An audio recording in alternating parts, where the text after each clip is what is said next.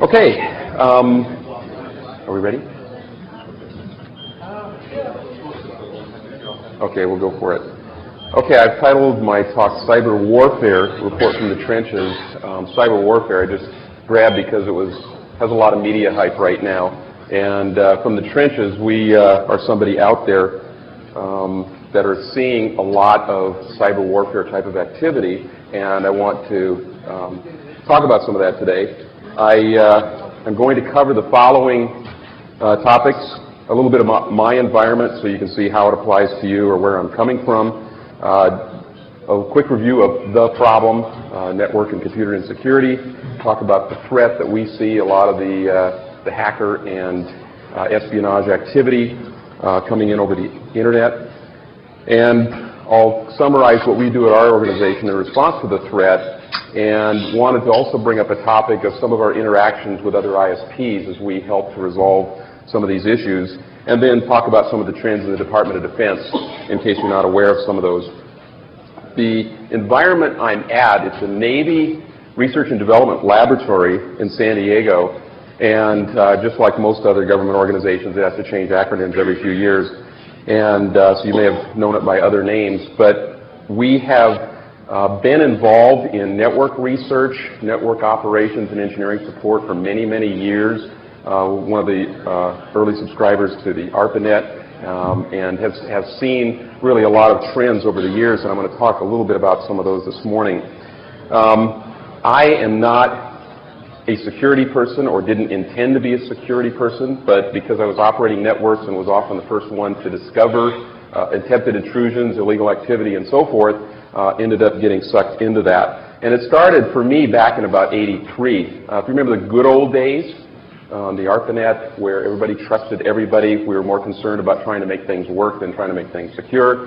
And it's kind of like your parents talking about the good old days, you could leave your doors unlocked. And that's exactly the way it was. You didn't care much about even setting good passwords and so forth until the wake-up call where we actually were broken into from a UCLA student in 1983 just by doing simple password guessing.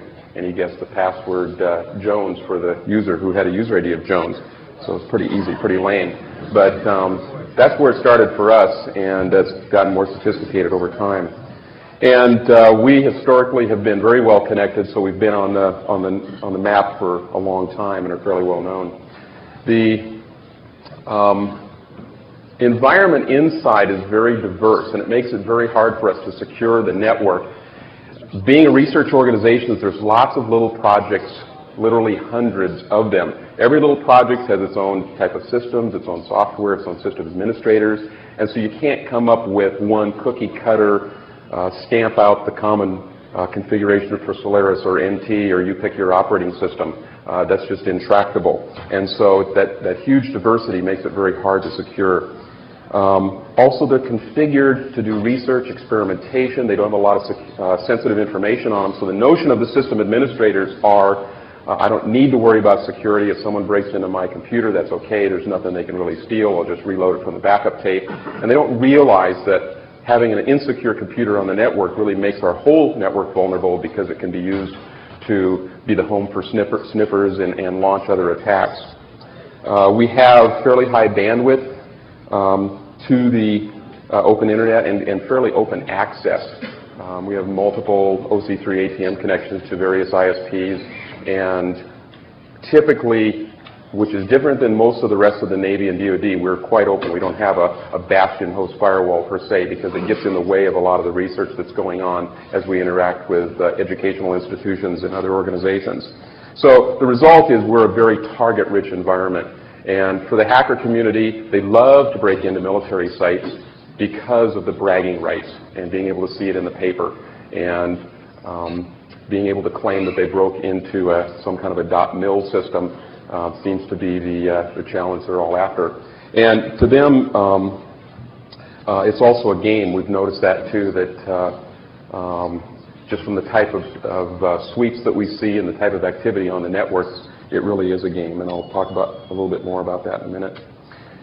You all know why we have the problem we do. The computer systems we get are insecure out of the box. It takes a lot of work to configure them, protect them. I'm not going to go into a lot of detail here. Also, the administrators, especially in our environment, don't necessarily have the training to know how to secure their machines. They're not necessarily operating system experts. They're usually a secretary or somebody who's not 100% busy, and they're told, you take the backups on this machine and do the minimal administration, and so often they're fairly lame and don't have a clue. And we really see the whole spectrum, but it really makes us more insecure because of that. And so they're not putting in the patches, they're not keeping the systems up to date. And the other problem we really struggle with is at our location we're adding systems, vulnerable systems, faster than we can fix them. And I've got a chart on that. This is just from October of last year, where we were counting the number of new computers that were added to the network every day, and this is a monthly plot. So you can see it's on the average of about a little over 100 per week, new machines on our network at our site. That's the blue graph. The purple graph are the number of machines that are determined to be vulnerable, because every day we look for all the new machines that have appeared. We do vulnerability scans on them, try to find which ones are vulnerable, and usually it's about a 7% hit rate. Now, we have a team that we've put together of about 4 people who do nothing but go around and talk to the sysadmins and say, your machine is vulnerable, please fix it, or we're going to shut it down, da-da-da-da-da. And they also offer help to try to fix those machines. So the white graph shows how many of those new machines that were vulnerable actually are getting fixed. And the delta between the white and the purple graph is expanding. And so this is to illustrate the point. We can't fix them as fast as they're coming on the network. So for us, that's a serious problem. Also, the exploit tools are readily available. Once the vulnerabilities are identified, they typically are turned into an exploit tool. Those tools soon show up on the various sites you're probably familiar with, like Root Shell and others. And so they are obtainable by the script kiddies and others who want to take those tools, put it into a script, do massive sweeps across the network to try to see what they can break into. And this is what we observe mostly at our place, a lot of these scans. And if there's a vulnerable machine out there, they will find it, usually. And so we're trying to stay one step ahead of the game. And the reason we know that this is really a game to them is because when we detect that someone's breaking in or trying to break in, we do a capture of all the traffic related to that connection, and we do playbacks on it, and we watch them and see what they're doing. And very typical scenario is you exploit a vulnerability, you get in, you get root access. You replace the login or some other program with a Trojan version so you can get back in later. Then you load something like rootkit to replace all the tools and logs and so forth, basically to hide your presence. And then what you do is you plug the original hole so that nobody else can exploit it. And we often see, for example, if they exploited an IMAP buffer overflow, they will go in and disable IMAP so someone else can't get in and use the same vulnerability. Or we've seen a lot on Solaris machines. Once they get in and break in, they'll actually go to Sun, download the patches, fix the machine so that they fix all the vulnerabilities for you. And after seeing this and talking to a number of folks, we found that it's all a game. The hackers break in, there's competition. They want to own the machine, but they want their competitors not to get in through the same hole. And so that's a very, very common scenario. It's all part of a big game. Password cracking tools are very good. And we see a lot of people trying to use those kind of tools. You're probably familiar with crack, but if you live in the NT world and the rest of the Windows world, there's this thing called LoftCrack, which is pretty amazing. And if you haven't seen it, I have a copy here, which I'll run real quick. What I did is went to the NT administrator and I said, I want copy the password file, and he says, oh yeah, it's encrypted, you can have it, no problem, it's safe. And then I ran this LoftCrack thing, and I think it has 4,560 some accounts in it. And here's how fast it goes. We're already up to 1% cracked. And the interesting thing is, if you look on the hash, yeah, you can see it, you can immediately spot I mean, just by observing the encrypted string, you can immediately tell if someone has 7-character or less password because of the way they break it into chunks of 7 for backward compatibility with the older network protocols. So if you see the right-hand side, AAD, 3B4, whatever, you know instantly it's 7 characters or less.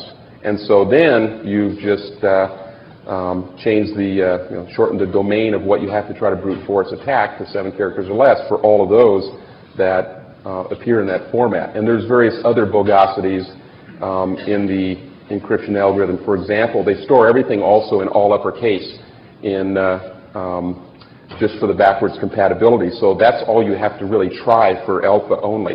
So some of them that are 7 characters or less, you can break almost instantly just by trying just uppercase. We're already up to 200 and some passwords cracked. I let this run one night just on one of my laptops at home, and by the next morning I had, I think, 89% of our passwords cracked just in our own. So if you can get a hold of an NT off of a domain controller or by sniffing or whatever, get a hold of a password file, you're in. You can get passwords very easily. And so we see scanners installed whenever somebody breaks into a machine. They put on a scanner, scan for, they install sniffers to gather passwords so they can run crack, but then scanners to look for vulnerable ports on the various machines on the network. We see rootkit used a lot of denial of service attacks, buffer overflow attacks, and so forth, and I'm sure you're probably familiar with those. But the trend we've seen, which is of great concern, is that a few years ago, a few incidents per year where people were trying to break in, trying to scan, and it was a very rare event, and we would spend weeks writing reports, why the break-in happened, doing all the analysis and so forth. And now the activity is to the point where we have at least one major, if not multiple major incidents per day, where it's either a massive scan or somebody actually broke in. It's just really expanding fast. And a lot of the probes we see, a single probe will try to hit over 10,000 machines or tens of thousands of machines on a single day. And most of these are just these kids that download the scripts or put together scripts with the exploit tools, scan the whole network looking for vulnerabilities. And it's also becoming more and more sophisticated. These script tools are put together in these nice little packages which will sweep an entire network, look for all the vulnerabilities, and actually do it very fast, and in fact sometimes better than some of the commercial software. I have a couple of different pictures here. This one is the activity we've seen since August of last year, and we've categorized it by foreign and domestic. The blue on the bottom is domestic, the purple is foreign. So mostly it's foreign, usually a little bit more than the domestic attacks. And what you see here is a continuing trend. Last year it really was a lot less, as indicated August, September, but since about that time there's been a large leap, and it's stayed fairly static at a fairly high rate. And the other thing we do is try to keep fairly good track of exactly each one of these incidents and put them in a log on the web so that other people can look at them. And it helps in the analysis to compare with what other people are doing. And so if we just look at the activity in this month at our site, and we haven't put up the stuff from this past weekend yet. This past weekend we had a lot of activity from Korea. Did a massive scan also from the UK. But if we look at just this month, you can see that sometimes when they do a sweep, here's 12,854 addresses that were scanned on that particular day. A lot of these are domestic, but here's Hungary, Japan, Mexico, China. We see a lot of Chinese activity. They're really trying hard to get in lately. South Korea, there's Japan again, Australia, Bulgaria, Michigan, that's not a foreign country, France, Sweden, and on and on. Here's one where somebody actually broke in. It didn't exploit a vulnerability, but in this case, somebody guessed a password, or must have guessed a password, because we saw somebody telnet in, and we've got our profiles on our analysis tools tuned to look for certain things. And in this case, we caught them downloading some hacker tools. Just the login itself looked very normal. And it was the fact that they tried using some of the tools that we knew were hacker tools that we were able to catch them and got the user to change their password. So again, it reiterates, static passwords are bad. It can be sniffed. People can use it. And if they don't do anything that your profiles are tuned to, you may never know that they're into your machine. Here's some more from Hungary. We had a Smurf last week. And so fairly typical of what a lot of other people are seeing. I wanted to take a few minutes to go through some specific examples, tell some stories, things that we've seen over the years out of interest and probably for entertainment too. The one that had a lot of notoriety a few years ago was El Gritone, who was from Argentina. And we first discovered him in '95. And what we saw was activity into a number of our machines. He actually broke into some, and he was unique in that he hung around. A lot of the incidents are people come in, they'll break in, put in Trojans, and they go away, and you might never see him again. But El Gritone hung around for a while, and he was coming into us through Harvard University, and we weren't sure where he was coming into Harvard from. But what we did is got some cooperation with Harvard, letting us look at their logs, and saw that he was actually connecting to a lot of places around the country and foreign countries as well. And what was particularly scary is we discovered him, and very, very few others noticed any of the activity. So we were calling a lot of the places he was breaking into. And I remember one in particular, which was really scary, is he got into some machines at JPL, and we called the sysadmin there and said, your machines have been broken into. He insisted that his machines were all secure, he could not get broken into, so we had to tell him, go look on this machine, look in this file, you'll find this file name, and here's the contents, because we captured it on the fly. And so he said, I'll look. He went and called about 5 minutes later. He says, oh dear, we got a problem.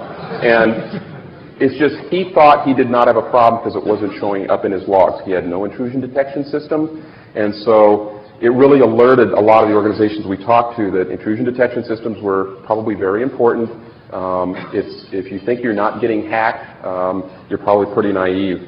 We eventually tracked El Gritone down through a wiretap that we put on the Harvard University network. And this was the first time there was ever a legal court-ordered wiretap on a network.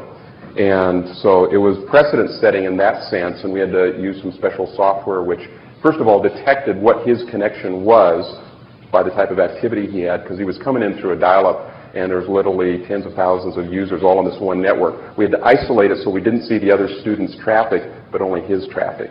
And once we did that, got the court order, we were able to track him down, and eventually, late in that year, his computers were confiscated. They broke into his apartment and confiscated all that stuff. And part of the reason we got the cooperation from Argentina was that he also broke into their telephone PBXs down there and was using that to call Harvard's dial-ups and break in from there.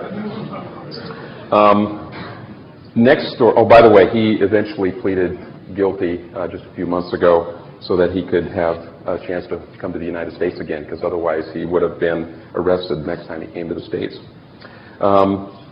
China, we saw some telnet activity into one of our machines in Hawaii, and this machine happened to be a mail server also, and we saw this Chinese person logging in as an Admiral, one of the Admiral's accounts, and going through this Admiral's email, and we were wondering, what's this Admiral doing in China? Because we didn't know of any admirals there.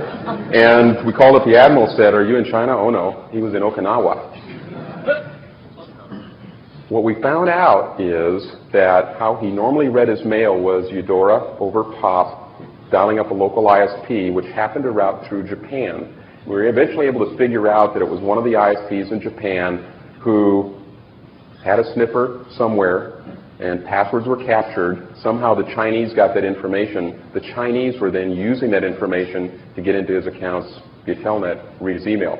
the thing that alerted us to it was we saw a change in pattern. We normally only saw POP activity from this person. Now, all of a sudden, from another country, there was telnet activity, and that set off some alarms, and so we knew bad stuff was happening. But again, static passwords are vulnerable. They should not go out in the clear. We saw a lot of problems last year with IMAP vulnerabilities. There was some buffer overflow problems, and there were some exploit tools out there. We saw a lot of sweeps of the network, port 143, just looking for IMAP. And what we found was all the sysadmins that were putting up Linux machines in the 5.0, 5.1, 5.2 days, all those machines had this vulnerability. The hackers were finding them, breaking into the IMAP port. And here was a case of dumb system administrators. When they installed Linux, it says, do you want all the services? And they said, sure, cool. Turned everything on, whether they needed it or not. And so all the ports were wide open. They didn't patch anything, weren't even aware that IMAP was there or even turned on. And so all the systems were getting hacked. And then from there, they were installing sniffers and trojaning the machines, capturing passwords, trying to break into other machines. So it wreaked quite a bit of havoc there for a while last year. Next one that we see a lot of, and it continues today, is trying to exploit the PHF problem. If you remember, this is the one that was discovered quite a while back already, where PHF, it's a piece of test software that comes with the Apache web server, and it had a vulnerability that you could literally ask it for any file. And right from a web browser, if you knew the appropriate incantation, you could just say, give me the password file, and you'd get it instantly in text. Very easy to exploit. And we saw a lot of people trying to attempt to exploit that, grabbing our password files and other files, especially after the source for this attack was published in 2600 magazine. And what we did is, well, what most sites did is they just turned it off, just disabled PHF. That was the standard fix. What we did is we replaced it. We wrote our own PHF, which was made to look like the real one. You want a password file? We'll give you a password file. But what you got was a password file that had lots of passwords in it, and they were guaranteed to be non-crackable. It was sort of random gibberish for the encrypted string. And so we were hoping to tie up their crack engines and waste their time. But what we also did is while we had them online, we asked their browsers lots of interesting information. Give me your cookies. Give me your other stuff. Exploit lots of browser vulnerabilities. And but don't quote me on that, because I don't know if it's legal or not. But I figure if you're going to look at us, we can look at you in return. So that's been an interesting tool, because we've gathered lots of information from that. The next one happened just a couple of months ago. We had a visit from the Serbia Antinato group, and they left us a present one morning. And let's see if I have it here. This appeared on our anonymous FTP server, just in the incoming space, appropriately protected incoming space. They just dropped a file there, which was a web page. And I can't read the stuff at the top. I don't even know what character set that is. But it says, Antinato, all of your databases are history. This is just a start. We are very serious. Signed, Serbian Angels. This was happening at the same time we saw in the press that other DoD systems were getting attacked and broken into. All they did at our place was just drop this on an FTP server. Now, when we saw this, we kind of laughed about it, and it was funny, and we hung it up on the wall and said, this is cool, isn't this funny? The problem is one of the local investigator types got a hold of this, and he went paranoid. He took this thing and actually wrote up an official secret incident report, which went way up the chain, saying that we had gotten broken into and the Serbians had taken over all our computers. And it just shows how paranoid some people can get if they don't understand. And so when I got called into the captain's office and said, you didn't tell me we got broken into by the Serbians, we were told we're supposed to be on alert and be looking for this stuff. And I said, well, do you know what they did? Oh, yeah, they broke into our computers. They crashed everything, and it's the Serbians have just taken over the world. And I says, no. They put it on our anonymous FTP server. Well, what's that? And I explained to him, this is the equivalent of someone just walking in off the street, Not even coming past the guard shack through the guard gate, but just on the bulletin board outside the security perimeter, just posting this piece of paper on the bulletin board. Now, would you consider that a major break-in? Well, of course not. But they didn't understand the technology, and so they went paranoid and wrote up huge incidents report over just this single file.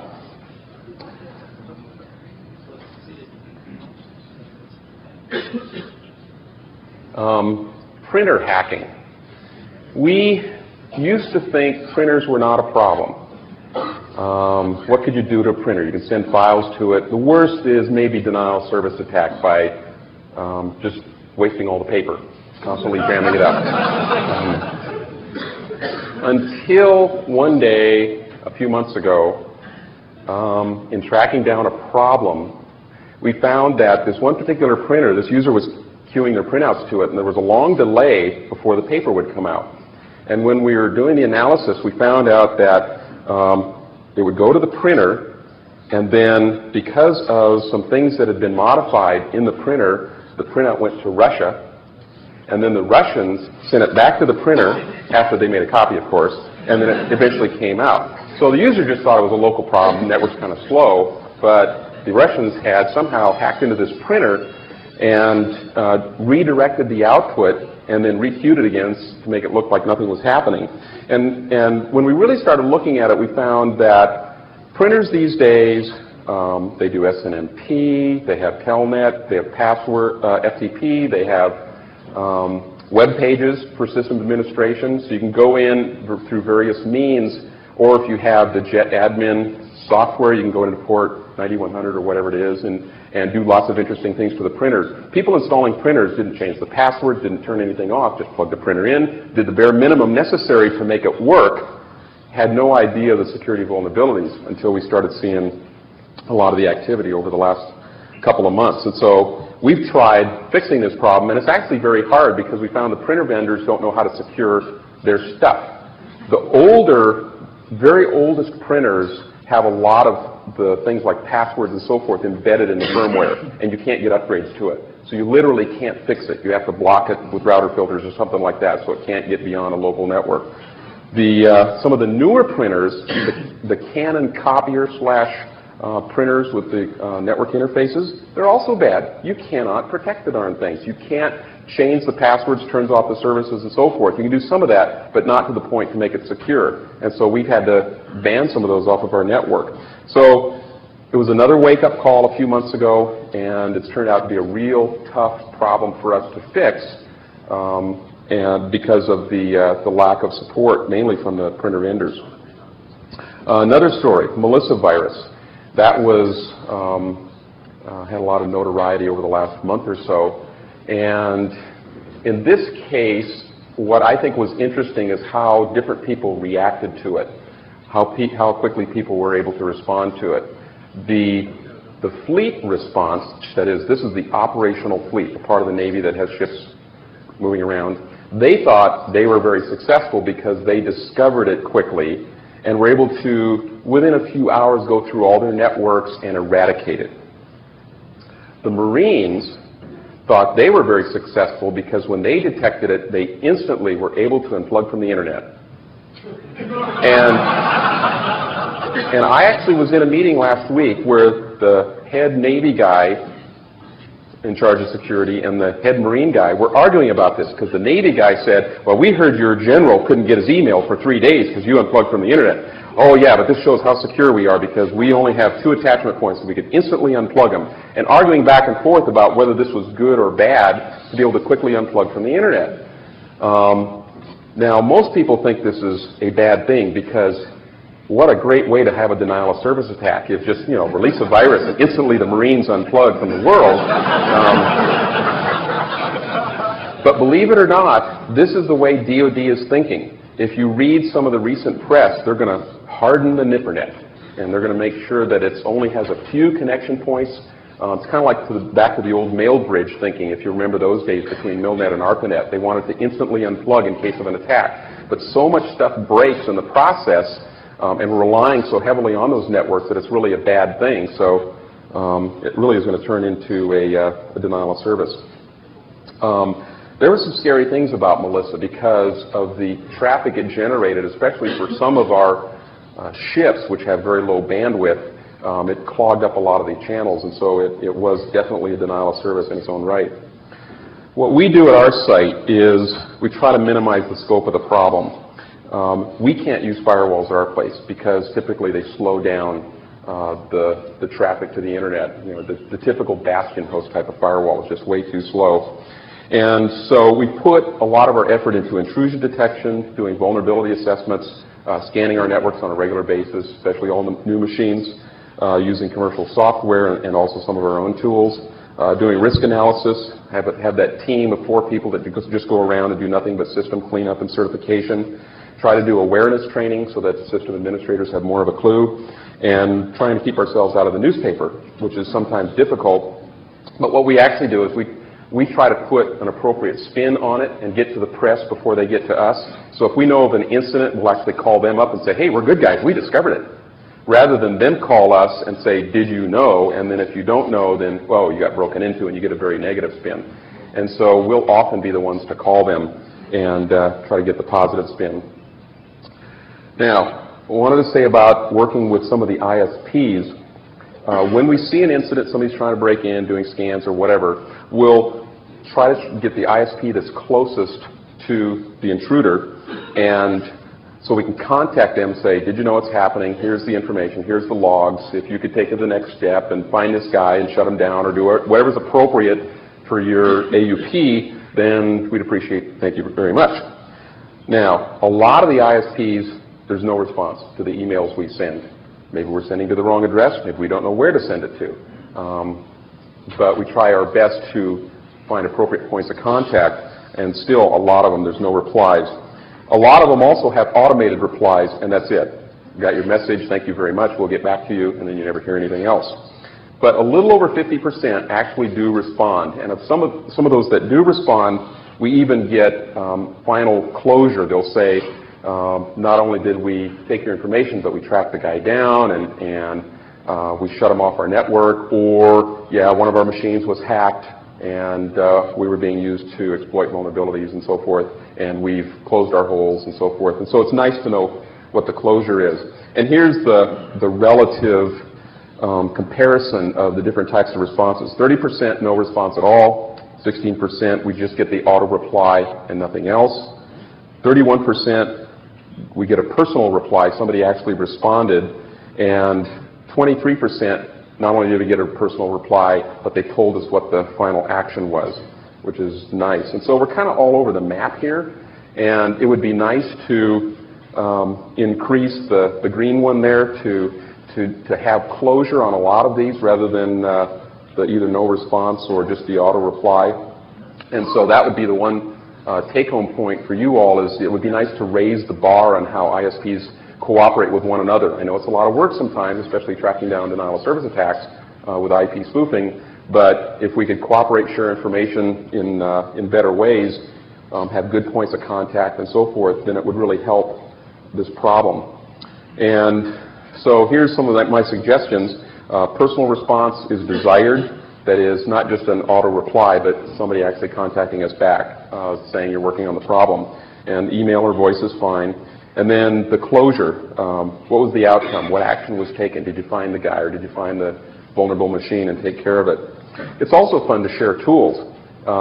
If somebody's broken into a machine, they usually have a bunch of hacker tools, exploit tools. If we can take those and share them with each other, that's nice, because then we can look inside, see what they're doing, see if it compares to what's posted on the hacker boards and so forth, see if there's something new out there. And so it's nice to be able to do that. Taking the time to respond, even though it may seem like, why should I help these Navy guys track down their intruder? I think it really benefits the whole community if we do cooperate, and it's really a two-way street, because if these script kiddies and hackers are trying to break into other machines, if they're at our location, they're probably breaking into other places as well, and it helps the whole community if we just really try to stop that as much as possible, or at least build tools to track them down quickly. And as I mentioned before, finding the POCs for us isn't always easy, and we rely heavily on the WHOIS-based registries, at least the ones you can get to, Internet and Nick and Aaron and others. And so it would be nice if there was a great registry in the sky that said, here's all the abuse or security points of contact everywhere. I thought I'd put up the best and the worst in terms of the scorecard that we did on how people respond. The best guy is this one in Brazil, Gomide, at gomide.com. He responds quickly. He dispatches the problem to the relevant person. He'll track him down which subnet this belongs to. Oh, that's so-and-so. Have him look into the situation. And he'll always get back to us with closure. Here's what we found. Here's what action we took. And that's very nice. The worst are Japan, Australia, and South Korea. They never reply. And I don't know why. A lot of the foreign countries do. They're very cooperative. But these guys are the worst. We see a lot of activity from them, and they almost never reply. Domestically, at home is about the worst. We see a lot of intruder activity from them and never get anything but an automated response. I think UUNet is the same way, but we don't have as many data points on them. So again, just pointing this out, not to put anybody on report or anything like that, but it'd be nice to raise the bar and get a little bit more consistency.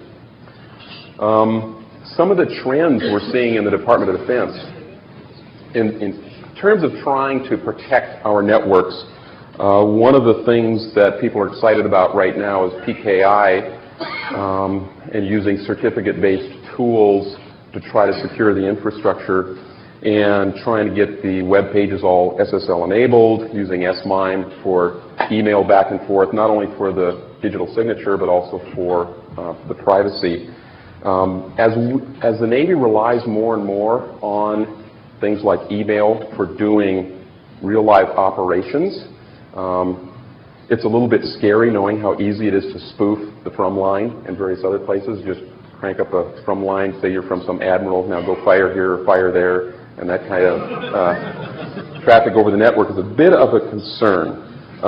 So using something like S-MIME would help a lot. It turns out that one of the recent conflicts in the Middle East, the only official message traffic that is not with email, but the old AutoDIN system, official message traffic, there were only 3 that were sent. Usually it takes hundreds or thousands to have an operation. There were 3 sent. It was the alert order, the operation order, and the execute order. After that, everything was done on email. The whole war was run on email.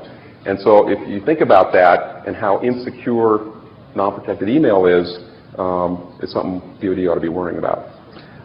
Looking at VPN technology to try to encrypt a lot more information and extend the intranets using IPsec technology where we can. DNSSEC we're very, very interested in. The HPC community is heavily into Kerberos and Secure ID for protecting all of their mainframes, and they're 100% there. You can't get into one of the DoD supercomputers without Secure ID and Kerberos. The big buzzword these days is information assurance. Every year they got to come up with a new acronym for what they talk when they talk about network security. And right now it's called information assurance, or IA. Everything's got an IA acronym, and all the CIOs have an IA person.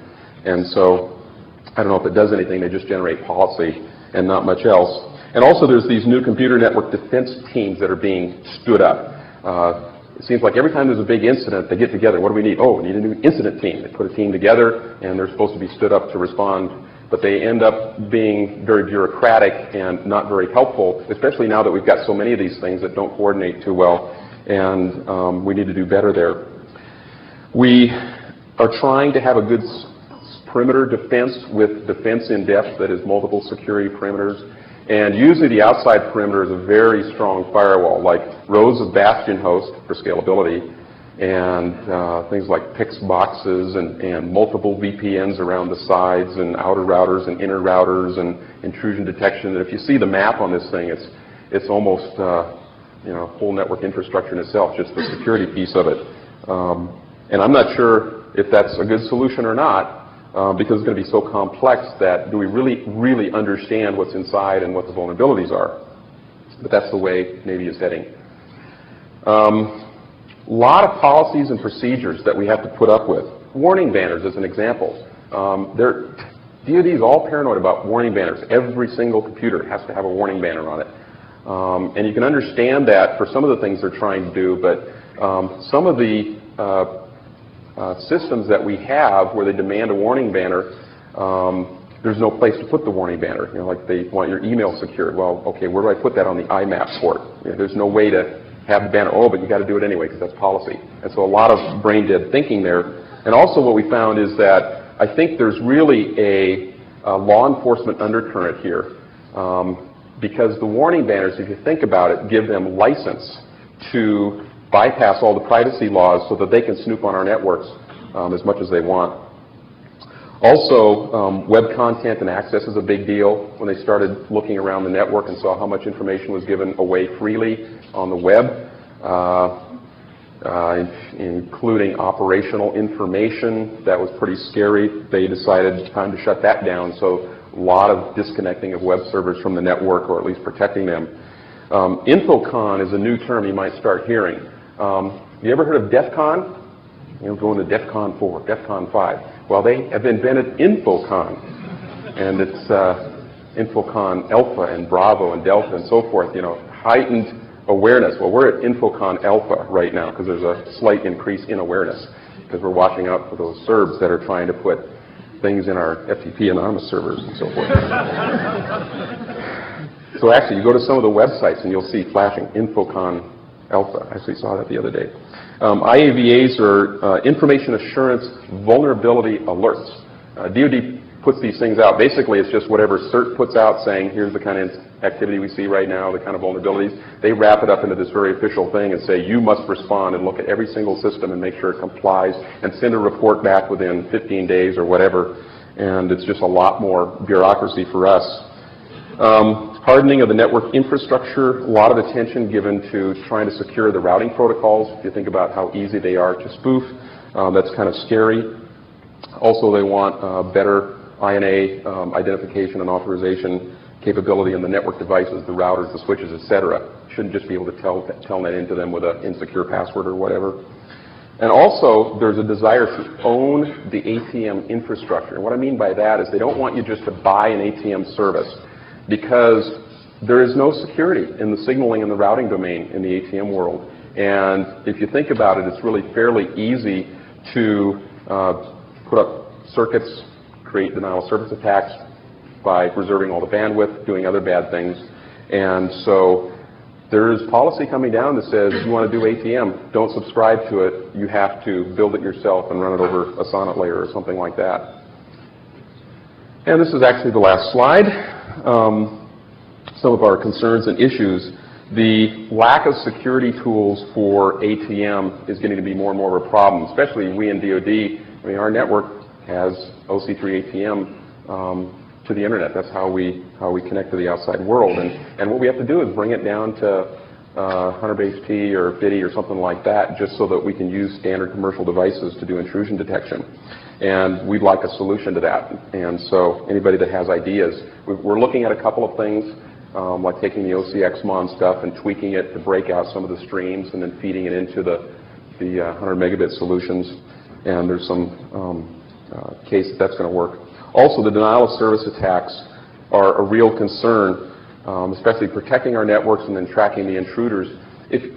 For us in the DoD, if you think about the fleet and how heavily it relies on the network and their very constrained network connections, the biggest ships, the carriers, the best they have is a T1, and it goes through a satellite. So small pipes, high delay. Most of the ships have 64K and some have an awful lot less. And so it's very easy to shut down one of those networks just by overloading it. Also, as was mentioned in one of the earlier talks, the IP spoofing is especially hard to track. And even using tools like DOS Tracker, that's great, but it relies on certain hooks in Cisco software, which we found out is a little bit different in every version, and so it's not a good solution. It may be better now, but it's just very, very painful to track those type of things down. So any ideas there would be great. The Navy is using insecure and unreliable servers a lot, that is, on the ships. Now, to make it politically correct, I didn't say Windows NT, but that is the problem. A couple of years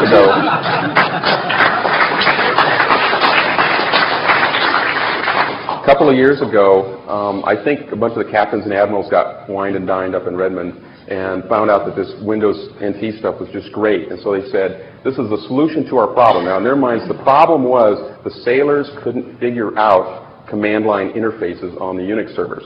And so they're going to fix it, move out the Unix servers in within Windows NT. What they found was, after they had a number of brand new ships dead in the water for hours at a time because they had to do complete restarts because of some of the unreliabilities, and blue screen of death and all the other stuff,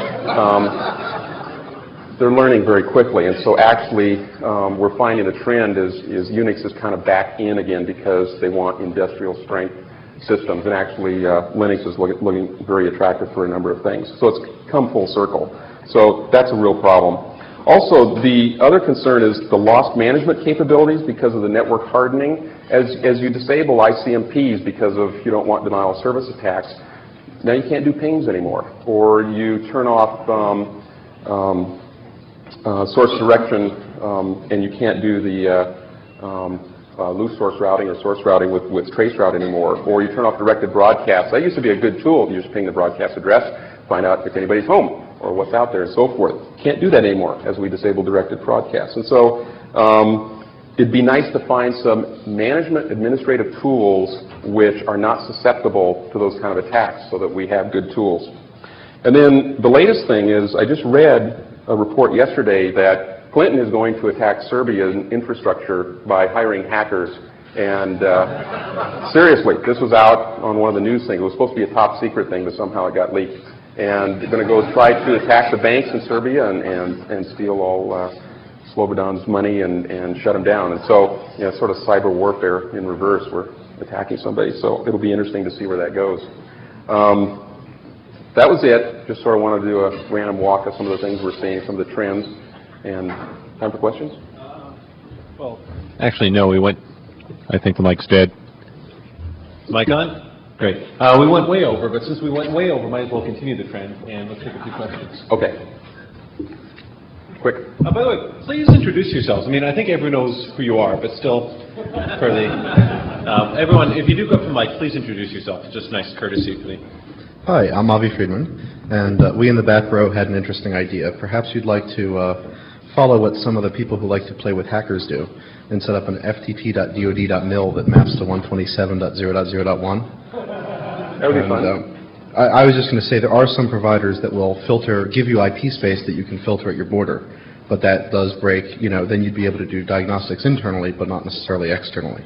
And one other thing, we are listening to a talk about security, and the 5 people who have their laptops completely open to this whole network should probably turn off any Microsoft thing that they're running, just as a comment. Okay. In the back. I'm John Jan of Cable Wireless. I really welcome what you listed over there, your requirements from the ISPs. And we have most of the things you have there. And let me just explain that we do have a, you can't reach our humans' voices with 800 numbers, but we do like you to fill out the web-based ticketing system so that the incident report so that it gets into our system. And unless you really have problem of doing that, we do take down by the phone, and our operators will put in the your report into the ticketing system, so everything will get on track. And the other thing is that about the response time, and usually you first get the automated response, and that doesn't mean that we're not working on. We're working on that, but on the other hand, we do need our customers. Usually, every case is our customers using our the address space doing an attack. We need to get a response from our customers before we can respond to you. And usually these customers are not educated as well educated as the rest of the group, as ours or you, and that takes time. Okay. Yeah. Understand. Okay. One more question over here. Hi, I'm Bill Woodcock. An issue that's been coming up in conversation a lot with the CERTs at our customer sites that I'd like your take on is as they start getting more and more into using VPNs, there's always the tendency to think of the VPN or a firewall or whatever as being this sort of very secure boundary around their network and negating the need for host security within that boundary. The problem with VPNs, obviously, is that you lose the ability to define a physical perimeter, and suddenly you've got things that you're treating as secure, which you have no physical security at, no idea where they might be physically, no idea what else might be connected to the networks. How are you dealing with that? A couple of things that come to mind. We do see that trend a lot where if the host operators think there is a good, strong perimeter defense, that they don't need any additional defense. That is a very serious problem on the DoD's secret network. It's called CIPRNet, because everybody who hooks up a computer thinks, well, it's totally disconnected from anything on the outside world. I shouldn't have to worry about protecting it. The problem is the community of CIPRNet is about 500,000 users. So the term you hear going around is, shared secrets with 500,000 of my closest friends. And so it's not very secure in that sense, and they're trying to add a bunch of security. As far as the VPN issue, one of the things we are doing there is make sure that wherever we bring a VPN connection in, at the connection point, we're installing intrusion detection systems to make sure that we don't lose that, because, of course, over the VPN it's typically encrypted. And we're trying very hard to make sure a lot of the back doors are shut down internally so that there aren't other paths in. So hopefully that answers some of the questions. One more? My name is Chris Capuccio. Have you guys looked at using tools like Network Flight Recorder or other intrusion tools? Yeah, we've used almost all of them out there. We played with NFR too. And in a lack of security tools for ATM, there's a couple of companies that actually make ATM cards that you can put into PCs and use something like Network Flight Recorder with that.